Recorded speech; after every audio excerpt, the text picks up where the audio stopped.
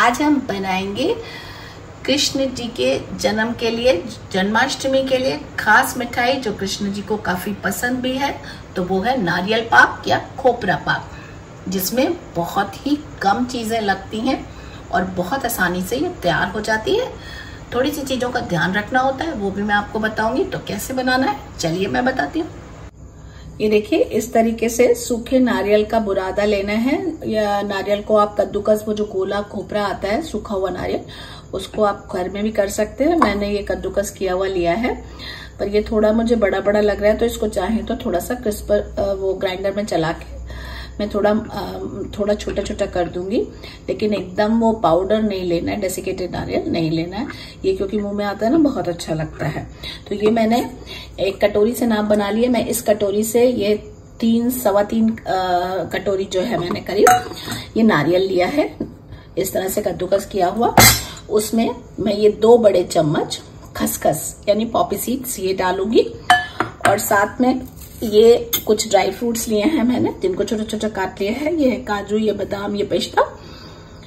ये आप अपना मन चाहा, अगर आप चाहें तो कोई और भी डाल सकते हैं, और ये नहीं डालना चाहे नहीं है तो न भी डालें तो भी चलेगा, कोई जरूरी नहीं है।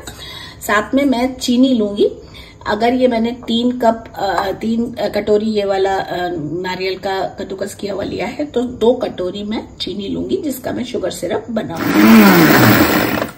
बस इसको एक बार हल्का सा चलाएंगे, बस थोड़े से छोटे हो जाएंगे। इस तरीके का हो गया सारा, मैं इसी तरह से चला के तैयार कर लूंगी। अब मैं यहाँ एक कढ़ाई चढ़ाऊंगी और उस पे धीमी आंच में हम ये जो नारियल का कद्दूकस किया हुआ नारियल है उसको डाल के, और हम 2 से 3 मिनट लगातार चलाते हुए बिना कुछ घी तेल डाले इसको भून लेंगे। ये देखिए, ये 2 से 3 मिनट हुआ है और अच्छी सी खुशबू आ रही है, लेकिन इसका कलर चेंज नहीं करना है हमको। सिर्फ हल्की सी खुशबू जब आने लगे ना, तो उससे सिर्फ इतना वो है कि मॉइस्चर भी नहीं रहेगा, तो शेल्फ लाइफ बढ़ जाती है किसी भी चीज की। तो इसलिए इसको ड्राई रोस्ट कर रहे हैं हम, और खुशबू अच्छी सी आ रही है इस वक्त। क्रंच भी बढ़ जाता है, इसके लिए हम अपने ड्राई फ्रूट्स वगैरह भी ऐसे ही ड्राई रोस्ट करेंगे। इसको हम एक थाली में निकाल लेते हैं। अब उसी कढ़ाई में मैं ये पॉपी सीड्स यानी खसखस जो है उसको डाल के भून लेंगे। ये पोस्ता दाना बहुत ही न्यूट्रिशियस होता है, इसको डालने से बहुत ही बढ़िया स्वाद भी हो जाएगा, और इसको सिर्फ 1 से 2 मिनट हमें भूनना है। अब पोस्ता दाना भूनने के बाद अब हम ये जो ड्राई फ्रूट्स हमने काट के रखे हैं उसको भी हम डाल के ड्राई रोस्ट कर लेंगे। ये इस तरीके से भून लेंगे, इसको भी 2 मिनट ही लगेगा। ड्राई रोस्ट करने से उनका क्रंच पड़ जाएगा, स्वाद भी बहुत एनहांस हो जाएगा। इसको भी उसी नारियल वाले मिक्सचर में डाल देंगे। ड्राई फ्रूट्स भी भूनने के बाद मैंने इसी में डाल दिए हैं।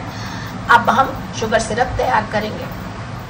अब हम एक उसी कढ़ाई में चाहे ये 1 कटोरी पानी लेंगे, और उसी कटोरी से जिससे नाप बनाया था 2 कटोरी हम शुगर डालेंगे उसमें। 1 कटोरी डाला, और ये दूसरी कटोरी उसी सेम कटोरी से नाप के डाल दिया है। अब इसको लगातार चलाएंगे जब तक चीनी गल ना जाए। हमें एक तार की चाशनी बनाना है पहले।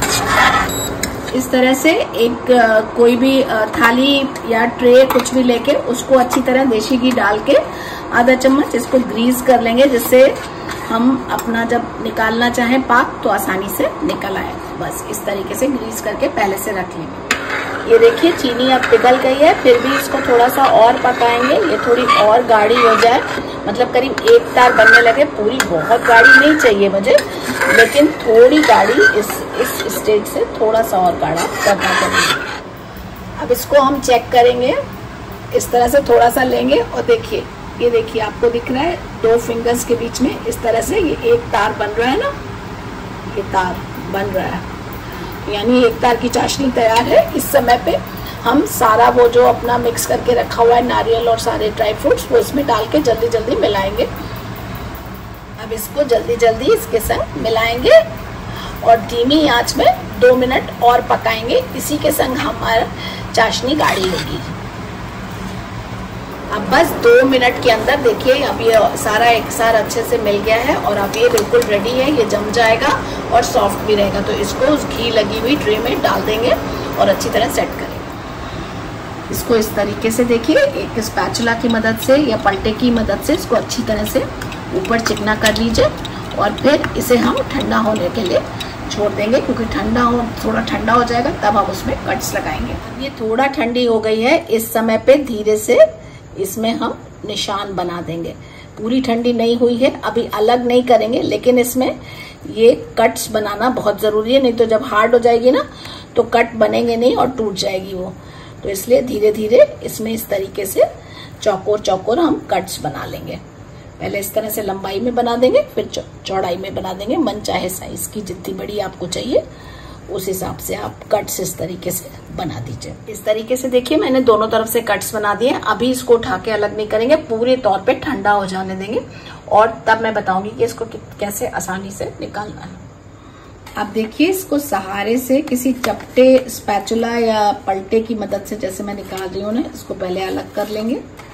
ये देखिए इस तरीके से और फिर ये एक एक पीस इस तरीके से अलग कर लेंगे। देखिए ये बन गई ना, पूरी अच्छे से तैयार हो गई। इसके अंदर आपको दिख रहा है पिस्ता बादाम, ये बहुत ही बढ़िया बन के तैयार हुई है।